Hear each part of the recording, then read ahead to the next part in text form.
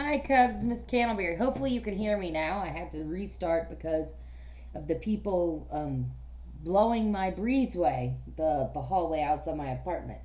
But we are going to continue with our reading of Harry Potter and the Sorcerer's Stone. We have 2 days left, today and tomorrow. And if you remember, we ended with, Harry came face to face, as it were, with Voldemort and with Quirrell because Voldemort's kind of living inside or on Quirrell. It's kind of hard to explain, but it's very creepy stuff. And Harry, Voldemort talked about when he killed Harry's parents, and now Harry, he wants to hurt Harry, but we'll see if that happens. I don't know. There are 6 other books, so you probably have a pretty good idea. So let's keep reading Harry Potter and the Sorcerer's Stone. And we're going to start a little bit back. We're going to go back a little bit to right here. Don't be a fool, snarled the face. Better save your own life and join me, or you'll meet the same end as your parents. They died begging me for mercy. Liar! Harry shouted suddenly. Quirrell was walking backwards at him so that Voldemort could still see him. The evil face was now smiling. How touching, it hissed. I always valued bravery. Yes, boy, your parents were brave. I killed your father first, and he put up a courageous fight. But your mother needn't have died. She was trying to protect you. Now give me the stone, unless you want her to have died in vain. Never! Harry sprang towards the flame door, but Voldemort screamed, Seize him! And the next second, Harry felt Quirrell's hand close on his wrist. At once, a needle-sharp pain seared across Harry's scar. His head felt as though it was about to split in two. He yelled, struggling with all of his might, and to his surprise, Quirrell let go of him. The pain in his head lessened. He looked around wildly to see where Quirrell had gone and saw him, hunched in pain, looking at his fingers. They were blistering before his eyes. Seize him! Seize him! Shrieked Voldemort again, and Quirrell lunged, knocking Harry clean off his feet, landing on top of him, both hands around Harry's neck. Harry's scar was almost blinding him with pain, yet he could still see Quirrell howling in agony. Master, I cannot hold him, my hands! And Quirrell, though pinning Harry to the ground with his knees, let go of his neck and stared bewildered at his own palms. Harry could see they looked burnt, raw, red, and shiny. Then kill him, you fool, and be done, screeched Voldemort. Quirrell raised his hand to perform a deadly curse, but Harry, by instinct, reached up and grabbed Quirrell's face. Ah! I wonder why he's in so much pain when Harry touches him, or he touches Harry. Quirrell rolled off him, his face blistering too. Then Harry knew. Quirrell couldn't touch his bare skin, not without suffering terrible pain. His only chance was to keep a hold of Quirrell, to keep him in enough pain to stop him doing a curse. Harry jumped to his feet, caught Quirrell by the arm, and hung on as tight as he could. Quirrell screamed and tried to throw Harry off. The pain in Harry's head was building. He couldn't see. He could only hear Quirrell's terrible shrieks and Voldemort's yells of, Kill him! Kill him! And other voices, maybe in Harry's own head, crying, Harry! Harry! He felt Quirrell's arm wrenched from his grasp. He knew all was lost and fell into blackness, down, down, down. All right, we have a passage of time here, right? Because there's a space. Something gold was glinting just above him. The snitch! He tried to catch it, but his arms were too heavy. He blinked. It wasn't the snitch at all. It was a pair of glasses. How strange. He blinked again. The smiling face of Albus Dumbledore swam into view above him. Good afternoon, Harry, said Dumbledore. Harry stared at him, then remembered. Sir, the stone! It was Quirrell. He's got the stone. Sir, quick! Calm yourself, dear boy. You are a little behind the times, said Dumbledore. Quirrell does not have the stone. Then who does? Sir, Harry, please relax, or Madame Pomfrey will have me thrown out. Harry swallowed and looked around him. He realized he must be in the hospital wing. He was lying in bed with a white linen sheets, and next to him was a table piled high with what looked like half the sweet shop. Tokens from your friends and admirers, said Dumbledore, beaming.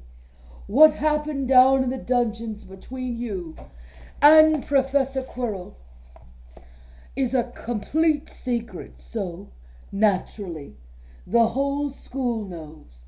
I believe your friends, Misters Fred and George Weasley, were responsible for trying to send you a lavatory seat. And so let's pause so I can tell you what lavatory is. Lavatory is another word from bathroom. So if lavatory is another word for bathroom, a lavatory seat must be another word for you got it, a toilet seat. No doubt they thought it would amuse you. Madame Pomfrey, however, felt it might not be very hygienic and confiscated it. How long have you been here? How long have I been in here? 3 days. Mr. Ronald Weasley and Miss Granger will be most relieved you have come round. They have been extremely worried. But, sir, the stone. I see you are not distracted.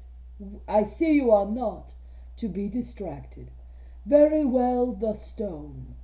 Professor Quirrell did not manage to take it from you. I arrived in time to prevent that, though you were doing very well on your own, I must say. You got there. You got Hermione's owl. We must have crossed in mid-air. No sooner had I reached London than it became clear to me that the place I should be was the one I had just left. I arrived just in time to pull Quirrell off you. It was you. I feared I might be too late. You nearly were. I couldn't have kept him off the stone much longer. Not the stone, boy. You. The effort involved nearly killed you. For one terrible moment there, I was afraid it had. As for the stone, it has been destroyed. Destroyed, said Harry blankly. But your friend, Nicholas Flamel. Oh, you know about Nicholas, said Dumbledore, sounding quite delighted.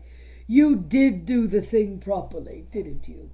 Let's pause to think, what does he mean by you did do the thing properly? So he's talking about Nicholas Flamel. What thing could Dumbledore be talking about? Well, let's think back. Well, what thing did Harry do? Well, he found out about the stone. And he found out because of the stone, he wanted to find out who was going to try to take it. So he wanted to know what was there, what was going to be taken. So what the dog was guarding. So I think that what Dumbledore means right there is, yeah, all of that work. He did all the work properly. He learned about everything he could. Even if maybe he shouldn't have. You did do the thing properly, didn't you? Well, Nicholas and I had a little chat and agreed it's all for the best. But that means he and his wife will die, won't they? They have enough elixir stored to set their affairs in order, and then, yes, they will die. Dumbledore smiled at the look of amazement on Harry's face. To one as young as you, I'm sure it seems incredible, but to Nicholas and Pernell, it really is like going to bed after a very, very, very long day. After all, to the well-organized mind, death is but the next great adventure. You know, the stone really was not such a wonderful thing. As much money and as life as you could want. The two things most human beings could choose above all. The trouble is, humans do have a knack of choosing precisely those things which are the worst for them. Pause and think about that. Do you think that's true? Do you think that humans have a knack? Do they have? Does it usually happen where they are choosing precisely the things that are the worst for them? Something to think about. Harry lay there, lost for words. Dumbledore hummed a little and smiled at the ceiling. "Sir," said Harry, "I've been thinking, sir, even if the stone's gone, you know who." Call him Voldemort, Harry. Always use the proper name for things. Fear of a name increases fear of the thing itself. "Yes, sir. Well, Voldemort's going to try." And here's a picture of Harry. I'm going to let you. We'll look at this picture of Harry while I keep reading. "Try other ways of coming back, isn't he? He hasn't gone, has he?"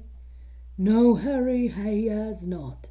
He is still out there somewhere, perhaps looking for another body to share. Not being truly alive, he cannot be killed. He left Quirrell to die. He shows just as little mercy to his followers as his enemies. Nevertheless, Harry, while you may only have delayed his return to power, it will merely take someone else who is prepared to fight what seems a losing battle next time. And if he is delayed again and again, why, he may never return to power. Harry nodded, but stopped quickly because it made his head hurt. Then he said, "Sir, there are some other things I'd like to know, if you can tell me. Things I want to know the truth about." "The truth," Dumbledore sighed. "It is a beautiful and terrible thing, and should therefore be treated with great caution. However, I shall answer your questions unless I have a very good reason not to, in which case I beg you'll forgive me. I shall not, of course, lie." "Well, Voldemort said that he only killed my mother because she tried to stop him killing me. But why would he want to kill me in the first place?" Dumbledore sighed very deeply this time. So go ahead and sigh very deeply. Let's do it together. "Alas, the first thing you ask me, I cannot tell you. Not today, not now, you know."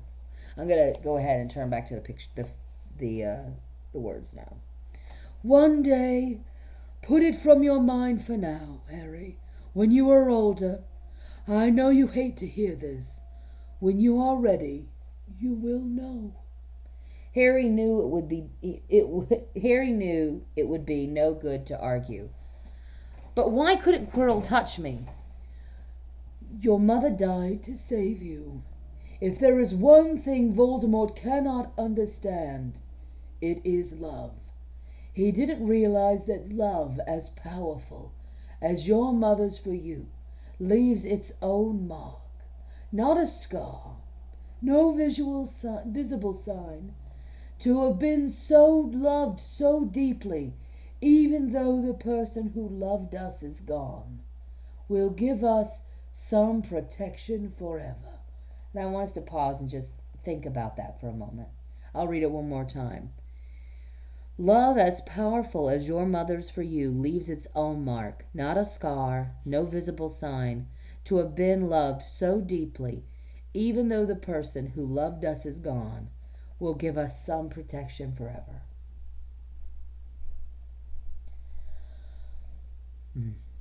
It is in your very skin, Quirrell, full of hatred, greed, and ambition, sharing his soul with Lord Voldemort, could not touch you for this reason.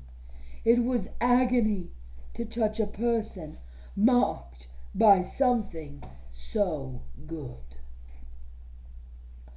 Dumbledore was now very interested in a bird out on the windowsill, which gave Harry time to dry his eyes on a sheet. And when he found his voice again, Harry said, "And the invisibility cloak, do you know who sent it to me?"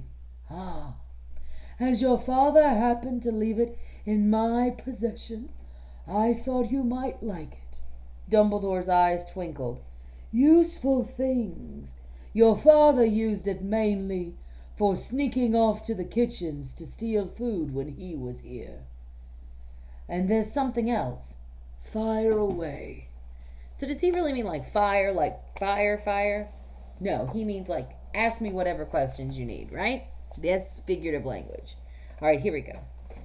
Quirrell said Snape. Professor Snape, Harry. Yes, him. Quirrell said he hates me because he hated my father. Is that true? Well, they did rather detest each other, not unlike yourself and Mr. Malfoy. And then your father did something Snape could never forgive. What? He saved his life. What? Yes, said Dumbledore dreamily. Funny the way people's minds work, isn't it? Professor Snape couldn't bear being in your father's debt. I do believe he worked so hard to protect you this year because he felt that would make him and your father quits. So do they mean like quits?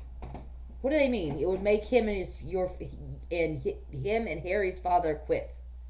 Probably means even, right? Because does that make sense? It would make him and your father even. See, that makes sense. All right, let's keep going. Then he could go back to hating your father's memory in peace. Harry tried to understand this, but it made his head pound, so he stopped. And said, there's just one more thing. Just the one? How did I get the stone out of the mirror? Ah, now, I'm glad you asked me that.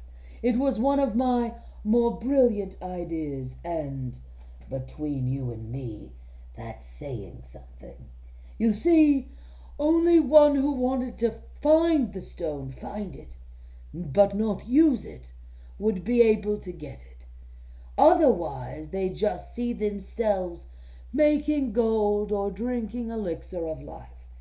My brain surprises even me sometimes. Now, enough questions. I suggest you make a start on these sweets. Bernie bots every flavor beans. I was unfortunate enough in my youth to come across a vomit-flavored one. And since then, I'm afraid I've rather lost my liking for them. But I think I'll be safe with a nice toffee. Don't you?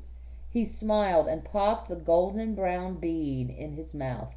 Then he choked and said, Alas, earwax. And we had our own Bertie Bott's flavor beans. Now, we still have about 5 pages left, but we are definitely in the conclusion part of our book, the ending of our book, after our solution, after the big solution, which of course was, say it with me. That's right. The most exciting thing that happened was that Harry saved himself from Quirrell, right? That climax that we reach on our story mountain, and I'm going to draw you a quick story mountain so you remember we climb a story mountain, we have a problem, we keep going up, we get to the very top of the story mountain with the most excited thing, which was when Harry was fighting with Quirrell, and then we have our downward action, our falling action, as we reach the solution, which is like right here, which is Harry's touching Quirrell to end the fight. And then we have all this other information we get until we reach the end of our story. So we're coming down here somewhere, and by tomorrow we will be at the end of our story. Very exciting. Leave me a comment. So what if you don't know? Predict, how do you think this story could end? We know that Harry is going to get better. So how will the school year end for him? How will it end for Hermione? And how will it end for Ron? Put your predictions below.